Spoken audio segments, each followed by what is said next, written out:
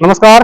Public news में आप सभी का स्वागत है। और अभी मैं डाल गांव के आगे डांगीवाड़ा में हूँ और यहाँ आप पार्टी के कुछ सक्रिय कार्यकर्ता और नेता नजर आ रहे हैं। उनसे बात करते हैं कैसे क्या है। सर, कहाँ से आए हुए हैं? मैं उमेश डामोर आसपुर विधायक हूँ और आसपुर विधानसभा से हूँ और यहाँ पे हमारे लोकसभा उपचुनाव होने जा रहे हैं सलमपुर विधानसभा के। तो मेरी भारत आदिवासी पार्टी की तरफ से जिम्मेदारी यहाँ की मिली है मुझे सलमपुर विधानसभा की। तो यहाँ पे हम तैयारी पे लगे हुए। मेरा आज 4 मंडलों का दौरा है मेरा यहाँ पे। तरह तरह से कांग्रेस या भाजपा चुनाव में है और शिक्षा के क्षेत्र में क्या काम करेंगे? आपकी पार्टी का मुख्य मुद्दा क्या रहेगा? देखो, आज हमारा ये जो है पूरा ट्राइबल एरिया है, उदयपुर संभाग और बांसवाड़ा संभाग। इस एरिया के अंदर शिक्षा की बात करें तो हमारे वास्तविक मूलभूत जो हमारी इस एरिया के अंदर सुविधा होनी चाहिए, स्कूलों तो हैं, स्कूल के अंदर पढ़ने वाले बच्चे हैं, लेकिन पढ़ाने वाले टीचर नहीं है। नियमानुसार जो स्टाफ होना चाहिए वो स्टाफ नहीं मिल पा रहा है। तो मेरे विधानसभा में मैं जीतने के बाद पहले ही विधानसभा में जाके मैंने आवाज उठाई थी, शिक्षा में हमारे नियमानुसार जो स्टाफ होना चाहिए वो स्टाफ होना चाहिए। सरकार को पत्र लेकर आवाज उठाई कहीं कि आज हमारे 1 से 5वीं तक जो स्कूल है, प्राथमिक स्कूल है, उस स्कूलों के अंदर भी स्टाफ फुल हो रहा है।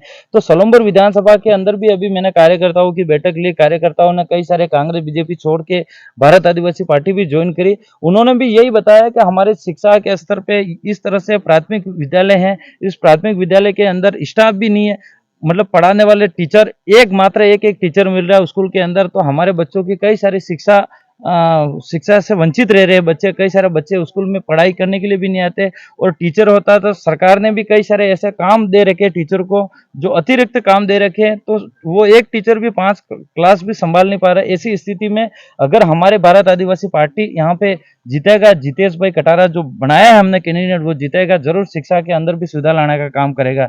ये मैं आपको आपके चैनल के माध्यम से कहना चाहूंगा। कल राजस्थान के मुख्यमंत्री भजनलाल शर्मा सलूमर के दौरे पे थे और उन्होंने कई काम के उनके दौरे में बताए और जो घोषणा की, उस घोषणा को लेकर क्या आप सहमत हो? या देखो, आज की तारीख में मैं आपको बताना चाहूंगा, हमारे बीच में मन्नारेन अमृतलाल जी नहीं रहे। अमृतलाल जी ये पता नहीं कुदरत करे क्या हो गया, उनका जो अचानक डेथ हो गई उनकी, आज हमारे बीच में नहीं है।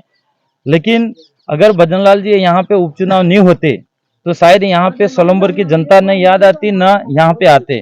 आज ये घोषणा की बात कर रहे हैं, हमने कई सारी सड़कों की घोषणा करी, शिलान्यास भी कर दिया, उन्होंने नाम भी कर दिया, लेकिन आज भी सड़कें के काम अभी तक स्टार्ट नहीं हुआ। आज सलूमपुर विधानसभा के अंदर जहां जहां पे ये शिलान्यास करा है वहां जाके पता कर सकते हो, आज भी काम स्टार्टिंग नहीं हुए है। ऐसी स्थिति में ये लगता है कि कहीं न कहीं जुमलेबाजी है और ये विकास के प्रति, जहाँ ट्राइबल एरिया के अंदर आदिवासी निवास करता, जहाँ एससी समाज निवास करता, जहाँ ओबीसी समाज निवास करता, वहां पे पूरी तरह से विकास की सोच नहीं है। कहीं न कहीं बौखला के गुमराह करके लोगों को वोट लेने का ये तरीका है उनके पास।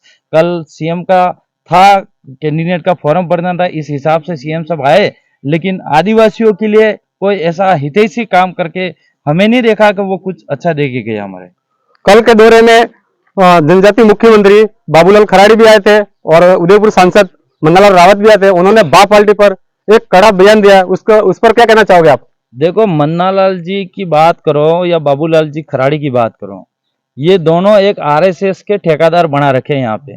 और ये दोनों सांसद साहब और मंत्री साहब यहाँ इस ट्राइबल एरिया के अंदर शिक्षा के लिए बात नहीं कर रही है, पानी के लिए बात नहीं कर रहे हैं। यहाँ बाबूलाल जी को सबसे पहले तो ये काम करना चाहिए कि यहाँ पे हॉस्टलों में हमारे बच्चियों को, आदिवासियों को कीड़े मकोड़ों की तरह समझ के, कीड़े मकोड़े जैसा जानवरों की तरह हमारा खाना खिलाया जा रहा है, उस पर रोक लगाने के लिए हमारे बाबूलाल जी खराड़ी तैयार नहीं है। आज 100 रुपये की जो गवर्नमेंट जो रेट है वो 400 रुपया, लेकिन 250 रुपये की रेट के हमारे बच्चों को खिलाया जा रहा है, जहर खिलाया जा रहा है। इसको रोक के लिए बात नहीं करते।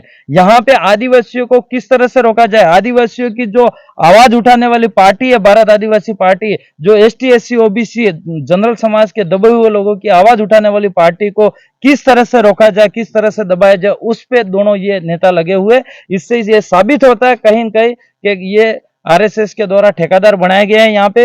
इस भारत आदिवासी पार्टी की जो कार्यकर्ता है उनको रोकने के लिए कहीं न कहीं ये ठेकेदार बनाए गए। ये सांसद मन्नालाल जी का एक सवाल कल वापस आ रहा है कि बाप पार्टी कुछ ही समय में खत्म हो जाएगी, कि पानी का ऊपर बुलबुला है और इसके लिए बहुत सारे कार्यकर्ता है, उन्होंने सोशल मीडिया पर विरोध भी किया है। और आप क्या कहना चाहोगे?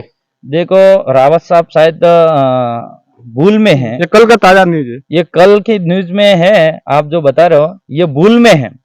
जब हमारे डूंगरपुर के अंदर पिछली सरकार थी और अशोक जी गहलोत जी कह के गए थे कि ये बीटीपी है, ये उस समय बीटीपी पार्टी थी और ये बुलबुले हैं और बुलबुलों की तरह खत्म हो जाएगी ये। तो मैं इसके बाद हमारे 2 एमएलए थे, लेकिन जब दोबारा 2023 के अंदर चुनाव लड़े तो हम 3 विधायक बने, एक हमारा सांसद भी बना और 5 सीटें ऐसी हैं जो सेकंड पोजीशन पे रही है। और मैं कहना चाह रहा हूं मन्नालाल जी को, बहुत जल्द हमारी सोलंबर विधानसभा सीट भी हम जीतेंगे।